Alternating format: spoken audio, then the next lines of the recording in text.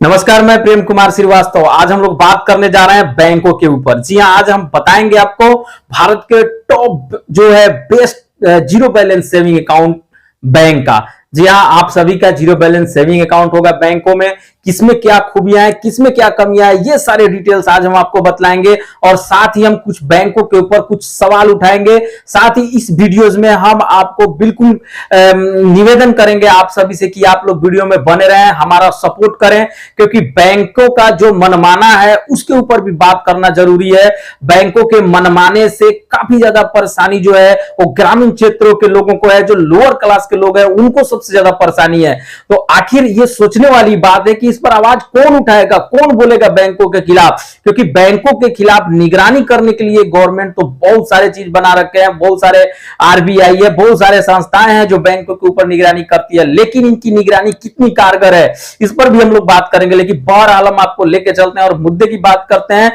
Zero balance saving account, top saving account जो है किसका कितना बेस्ट है, किस बैंक जो सबसे बेस्ट बैंक है, किसमें आप लोगों को अकाउंट ओपन करवाना चाहिए, किसमें क्या परेशानियां इस समय है, पहले की हम बात नहीं करेंगे, अभी हाल में जो परेशानियां है उसको लेकर के हम लोग बात करेंगे। तो चलिए हम लोग बात करते हैं। दो पार्ट में हमने आपको बोर्ड के जरिए मैं आपको समझाने की कोशिश करता हूं।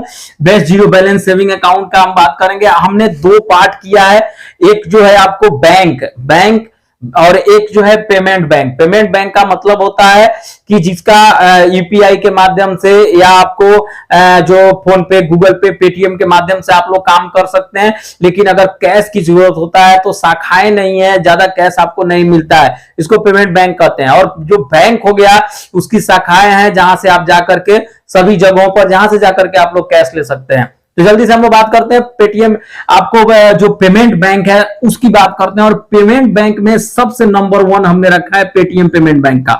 जी हाँ, पेटीएम पेमेंट बैंक को इसलिए हमने सबसे नंबर 1 पे रखा है, इसमें क्या खूबियां है ये हम आपको बतलाएंगे।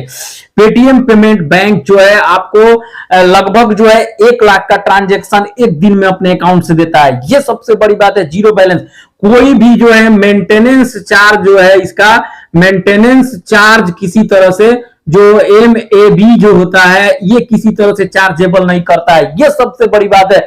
आप फ्री ऑफ कॉस्ट जो जीरो बैलेंस का सेविंग अकाउंट आप ओपन करते हैं तो तमाम आप ट्रांजैक्शन करते हैं, किसी तरह से कोई दिक्कत नहीं होने देता है। यानी सबसे ऑनेस्ट बैंक जो है पेमेंट बैंक में, एक नंबर में पेटीएम पेमेंट बैंक है। दूसरे बैंक में हम दूसरे नंबर पे हम लोग जो है रखे हुए हैं एयरटेल पेमेंट बैंक। जी हाँ, एयरटेल पेमेंट बैंक आप सभी को पता होगा। एयरटेल पेमेंट बैंक जो है सभी एयरटेल आउटलेट पर मिल जाएगा, खुल जाएगा वहां से। लेकिन इसमें प्रॉब्लम है, अभी जो है आपको इसका अकाउंट ओपनिंग जीरो बैलेंस का नहीं रह गया। अगर जीरो बैलेंस का आप अकाउंट ओपन करते हैं तो लगभग 50 जो है RS आपको चार्जेस किया जाता है। हालांकि रिटेलर्स ज्यादा ले सकते हैं, लेते होंगे वो अलग बात है, लेकिन 50 चार्जेस लग जाता है। जीरो बैलेंस कैसे इसको बोला जाता है, बोला जाएगा, पहली बात। दूसरी बात है कि इनका जो है प्रति मंथ जो है SMS चार्जेस ये लोग करते हैं लगभग 9 RS के बराबर, 9 रुपया जो है एयरटेल पेमेंट बैंक जो है आपको SMS का जो चार्जिंग ये काटते हैं। तो कहीं ना कहीं थोड़ा सा मिला करके आप इसमें कुछ प्रॉब्लम्स हम बताएंगे कि एयरटेल पेमेंट बैंक जो है ये चार्जेस काटता है थोड़ा बहुत, लेकिन अगर कुछ और भी बात किया जाए तो उसके लेकर के काफी बेस्ट है, क्योंकि पेटीएम पेमेंट बैंक का आउटलेट सब जगह नहीं मिलेगा, लेकिन एयरटेल पेमेंट बैंक जो है पूरे भारत में सभी जगह पे मिल जाएगा। तो इसलिए आपको बहुत सारा सुविधाएं मिल जाएंगी। तो एयरटेल पेमेंट बैंक को हमने दूसरे नंबर पे रखा। अभी हम लोग तीसरे नंबर पे बात करेंगे और ये जो है Indian post payment bank. Indian post payment bank post office के द्वारा खोला गया, ये गवर्नमेंट का है और काफी जो है इस समय, अगर हम बोलना नहीं चाहिए लेकिन हम बोलते हैं, क्योंकि जो क्या बोलते हैं आपको, पोस्ट ऑफिस का जो ये बैंक है इंडियन पोस्ट पेमेंट बैंक, इनके तरफ से काफी ज्यादा परेशानियां उत्पन्न कर दिया गया है। ये जीरो बैलेंस में अकाउंट ओपन तो करते हैं, लेकिन अगर कैश की जरूरत पड़ जाती है कुछ ज्यादा तो बहुत ज्यादा दिक्कत है। ग्रामीण क्षेत्रों में कैश नहीं है, पोस्ट ऑफिस में ऑलरेडी कैश नहीं होता है, और पोस्ट ऑफिस में किस तरह से काम होता है दोस्तों आप सभी को पता है। पोस्ट ऑफिस इतना मनमाना किसी भी विभाग में नहीं है। सबसे ज्यादा मनमानी अगर इस समय किसी विभाग में है तो वो है पोस्ट ऑफिस में। पोस्ट ऑफिस में इस समय मेरे पास कुछ सूचनाएं हैं जिसके तहत मैं आपको बताते चलूं कि पोस्ट ऑफिस में इस समय सबसे ज्यादा जो है पोस्ट विभाग के तरफ से जो भी लेटर्स आ रहे हैं, लेटर को वितरण तक नहीं किया जाता है। बहरहाल वो मैटर नहीं है, उसको लेकर के हम आगे कोई वीडियो बनाएंगे। लेटर वितरण नहीं किया जाता, सीधे रिफंड कर दिया जाता है और लिख दिया जाता है कि इस एड्रेस पर आदमी ही नहीं है और रिफंड कर दिया जा रहा है। इतना ज्यादा प्रॉब्लम परेशानी पोस्ट ऑफिस की तरफ से किया जाए। तो बहरहाल बैंक की बात करेंगे तो इंडियन पोस्ट पेमेंट बैंक, जी हाँ, इनका भी 9 रुपया चार्जेस है प्रति माह। ये भी 9 रुपया जो है एसएमएस का चार्जेस ये भी काटते हैं। Indian post payment bank, cash की आपको जरूरत होगी तो कहीं नहीं मिलेगा, कहीं जाइएगा अंगूठा रख के ईपीएस के माध्यम से आप ले सकते हैं। और पोस्ट ऑफिस जो बड़े शाखा है, जहां थोड़ा बड़े शाखा में अगर आप जाते हैं तो वहां से कैश मिल जाएगा। यानी मिला जुला करके कैश के मामले में इंडियन पोस्ट पेमेंट बैंक भी बेटर है, आप जाकर के ले सकते हैं। लेकिन थोड़ा सा क्योंकि पेमेंट बैंक है तो थोड़ा सा प्रॉब्लम आपको होगा। उसके बाद हम लोग बात करेंगे चौथे नंबर पर जियो पेमेंट बैंक। जी हाँ, जियो पेमेंट बैंक आप लोग थोड़ा सा नया नाम होगा क्योंकि जियो पेमेंट बैंक कुछ नया ही लॉन्च हुआ। और जियो पेमेंट बैंक जो है Paytm payment bank, Airtel payment bank जैसा ये भी जियो पेमेंट बैंक है। बहरहाल ये तो हो गया पेमेंट बैंक का, कुछ कमियां कुछ खूबियां हमने आपको बतलाया। अब हम लोग बैंक में चलते हैं। बैंक में हमने नंबर 1 रखा है स्टेट बैंक को। जी हाँ, state bank of India government का जो है बैंक है और गवर्नमेंटल बैंक है और काफी अच्छा है क्योंकि सबसे ज्यादा शाखाएं और सबसे ज्यादा अगर खाता इस देश में किसी बैंक में है तो वो है स्टेट बैंक में। तो स्टेट बैंक में आपका खाता है, जीरो बैलेंस का सेविंग अकाउंट है, किसी तरह से दिक्कत नहीं है।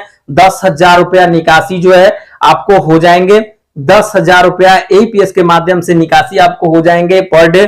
तो मिला जुला कर जो जीरो बैलेंस का मतलब ये होता है कि लोअर क्लास के लोग ही उसमें अकाउंट खोलते हैं। अब आप 10 लाख रुपया निकालना चाहेंगे तो स्टेट बैंक में जीरो बैलेंस का अकाउंट नहीं, उसके लिए आप सेविंग अकाउंट या जो है करंट अकाउंट ऊपर आप जाइए। तो बेस्ट में स्टेट बैंक है और इसको किसी तरह से कोई चार्जेस नहीं लिया जाता है। जी हाँ दोस्तों, ये किसी तरह से कोई चार्जेस एक पैसा भी नहीं काटता है स्टेट बैंक। दूसरी बात हम लोग करेंगे सेंट्रल बैंक। सेंट्रल बैंक का भी जीरो बैलेंस सेविंग अकाउंट जो है काफी बेस्ट है, किसी तरह से कोई चार्जेस नहीं काटा जाता है। लेकिन थोड़ा सा इस समय डिजिटल इंडिया के ऊपर प्रहार करता हुआ सेंट्रल बैंक, क्यों इस बात को हम इसलिए बोलेंगे कि सेंट्रल बैंक जो है एपीएस डिसेबल कर दिया है कुछ कस्टमर का। बहरहाल मेरे पास पूरी जानकारी नहीं है कि जीरो बैलेंस अकाउंट का जो है किनका किया है किन लोगों का नहीं किया, लेकिन कुछ लोगों का बीच में एपीएस डिसेबल कर दिया, जिससे क्या होता था कि इनका पैसा निकालना मुश्किल हो जाता था। फिर शाखाओं में जाइए तो शाखा में जो है कम अमाउंट देते नहीं थे, कुछ जगह पे मनमानी होता है कि नहीं आपको छोटा अमाउंट चाहिए तो छोटे शाखा में जाइए, छोटे शाखा में मिलेगा। लेकिन अदर आउटलेट पर जो इजी तरीके से कैश मिलना चाहिए वो आप सेंट्रल बैंक का कैश इजी तरीके से, जो एक आम व्यक्ति है जिसके जीरो बैलेंस अकाउंट में चुके बहुत सारे बुजुर्ग हैं जो 60 से ऊपर के एज रखते हैं, जिनका वृद्धा पेंशन आता है 400 रुपया, अगर उसको निकालना होता है तो उन लोगों का एक कोशिश होता है कि उम्र ज्यादा होता है, आने जाने की सुविधा नहीं है, तो गांव देहात में कहीं भी वो आउटलेट पर जाकर के एपीएस के माध्यम से 400 रुपये अपने निकाल लेते हैं, क्योंकि उनका दाल रोटी उसी 400 से चलता है। उसके लिए वो 10 किलोमीटर चल के नहीं जा सकते हैं, ब्रांच में नहीं जा सकते हैं, दिन भर लाइन में नहीं लग सकते हैं। तो इस चीज पर सेंट्रल बैंक ने थोड़ा सा रोक लगा दिया है, जिसको हम थोड़ा सा यहाँ पर लेके चलेंगे सेकेंड नंबर पर, और इसको थोड़ा सा हम प्रॉब्लम के रूप में देखेंगे। सेंट्रल बैंक को ऐसा नहीं करना चाहिए, इस पर कुछ मंथन करना चाहिए, क्योंकि पहले सेंट्रल बैंक, पहले आप सभी को कोई दिक्कत नहीं था, लेकिन आज इनको दिक्कत है। बहरहाल सेंट्रल बैंक सेकंड नंबर पर है, ठीक है, बेस्ट है। अभी हम लोग तीसरे नंबर पर बात करेंगे। अगर तीसरे नंबर पे जीरो बैलेंस सेविंग अकाउंट आपको ओपन करना है तो सबसे best union bank of India है। ये इसलिए बेस्ट है कि यूनियन बैंक ऑफ इंडिया दोस्तों किसी तरह से कोई भी चार्जेस नहीं लेता है, बिल्कुल जीरो बैलेंस का मतलब जीरो बैलेंस, 10,000 एपीएस से निकासी, कोई भी टेंशन नहीं है। तो यूनियन बैंक का ब्रांच भी आपको लगभग सभी जगह पे मिल जाएगा, तो यूनियन बैंक भी बेस्ट है। अब हम लोग बात करते हैं इंडसलैंड बैंक। जी हाँ, जीरो बैलेंस सेविंग अकाउंट अगर आपको ओपन करना है, अगर आप चाहते हैं कि मेरा अकाउंट हो, तो सबसे बेस्ट है, इन सबसे बेस्ट अगर लेकर के चला जाए तो इंडसलैंड बैंक है। इंडसलैंड बैंक में क्या है आपको हम बताते चलें। जीरो बैलेंस सेविंग अकाउंट है, 1 रुपया आपसे चार्जेस नहीं काटा जाता है किसी तरह का। जो zero balance account saving account है उसमें जनधन खाता है उसमें, लेकिन निकासी के अगर मामले में चला जाए तो ये आपको 20,000 रुपए एपीएस के माध्यम से आपको कहीं से भी निकल जाएगा, लेकिन इसकी ब्रांचेस जो है गांव देहात में नहीं है, कुछ चुनिंदा सिटी शहरों में ही है, तो थोड़ा सा ये प्रॉब्लम हो गया। उसके बाद हम लोग लेके चलते हैं बैंक ऑफ इंडिया। जी हाँ, बैंक ऑफ इंडिया के तरफ से भी एसएमएस का कुछ चार्जेस लिए जाते हैं, लेकिन मिला जुला करके इसके तरफ से भी किसी तरह की चार्जेस नहीं किए जाते हैं ज्यादातर। तो इसको भी बैंक ऑफ इंडिया को भी बेस्ट कहा जाएगा, जीरो बैलेंस सेविंग अकाउंट आप ओपन कर सकते हैं। अब हम लोग लास्ट में लेकर के हमने आया है बैंक ऑफ बड़ौदा को। जी हाँ, लास्ट में बैंक ऑफ बड़ौदा को लाने का मेरा जो काम था, मकसद था, वो ये था कि बैंक ऑफ बड़ौदा ने इस समय इकलौता ऐसा बैंक है इसमें जितने बैंक है सबके बारे में हमने बात किया कि बैंक ऑफ बड़ौदा इकलौता ऐसा बैंक है जो इस समय जीरो बैलेंस खाता खुलवा करके गांव देहात में जो गरीब लोग हैं, जो वृद्धा पेंशन जिनका आ रहा है, उन लोगों के लिए परेशानी खड़ा कर दिया है। परेशानी इस तरह से कर दिया है कि एईपीएस डिसेबल कर दिया गया, एईपीएस से पैसा नहीं निकलता है। अब आप लोग बताइए कि जो वृद्ध व्यक्ति है जिसको 400 रुपए आता है, 400 के लिए कहां जाएगा? ब्रांच में जाता है तो बैंक ऑफ बड़ौदा के ब्रांच इतने अच्छे नहीं है, जो लगभग गांव देहात से 20 किलोमीटर 25 किलोमीटर दूर सिटी में भी है, तो छोटे छोटे ब्रांच है, कुछ विशेष नहीं है। वहां जाकर 400 रुपया निकालना संभव नहीं है क्योंकि एईपीएस इन्होंने बंद कर दिया है। एईपीएस के माध्यम से पैसा नहीं निकलता है। अभी कुछ कुछ जो आउटलेट है वहां पर अगर निकलता भी है तो मनमाने ढंग से वहां से वसूली किया जा रहा है। यानी जो वृद्ध लोग हैं, मजबूर लोग हैं, जिनको 400 रुपए आता है, उनके लिए बिल्कुल परेशानी खड़ा कर दे। भला कि कुछ 2 या 3 महीने पहले ऐसा कुछ भी नहीं था। बैंक ऑफ बड़ौदा की तरफ से भी बिल्कुल एक भी एसएमएस चार्जेस नहीं लिया जाता था, किसी तरह से कोई भी चार्जेस नहीं काटा जाता था। जीरो बैलेंस का अकाउंट है, आप कहीं से जाकर 10,000 रुपए निकाल सकते हैं, कोई दिक्कत नहीं था। लेकिन अभी हाल में बैंक ऑफ बड़ौदा की तरफ से ये एक थोड़ा सा प्रॉब्लम खड़ा किया गया। क्या रीजन है ये तो बैंक ऑफ बड़ौदा जाने, हमें पता नहीं है, लेकिन जो भी प्रॉब्लम समस्याएं हैं मैंने आपको बताने का कोशिश किया। बहरहाल ये सब आप लोगों के ऊपर डिपेंड करता है कि आप किसको चूज करते हैं, और ये भी डिपेंड करता है कि आपके लोकेलिटी में, आपके एरिया में कौन सा बैंक है जो सबसे इजी आप वहां पहुंच सकते हैं। लेकिन जिसमें जो कमियां हैं, खूबियां, वो हमने बताया, और मेरे नजर में जो भी था, जो भी नॉलेज था इस बैंक के ऊपर, हमने आप लोगों को वीडियो बनाया। आई होप कि आप लोगों को वीडियो अच्छा लगा होगा। आप लोग इसको शेयर करें, कमेंट्स करें, हमको बताएं कि किस तरह से और भी इसमें आपको बेस्ट कर सकते हैं। हम आपको बेस्ट करने की कोशिश करेंगे।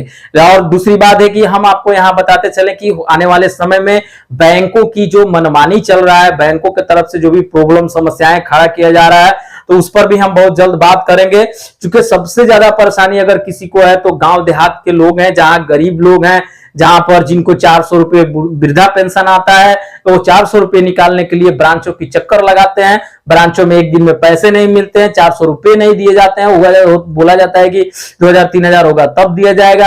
तो इस तरह की तमाम समस्याओं को हम जरूर आप सभी के सामने लेकर के आएंगे। तो इस वीडियो में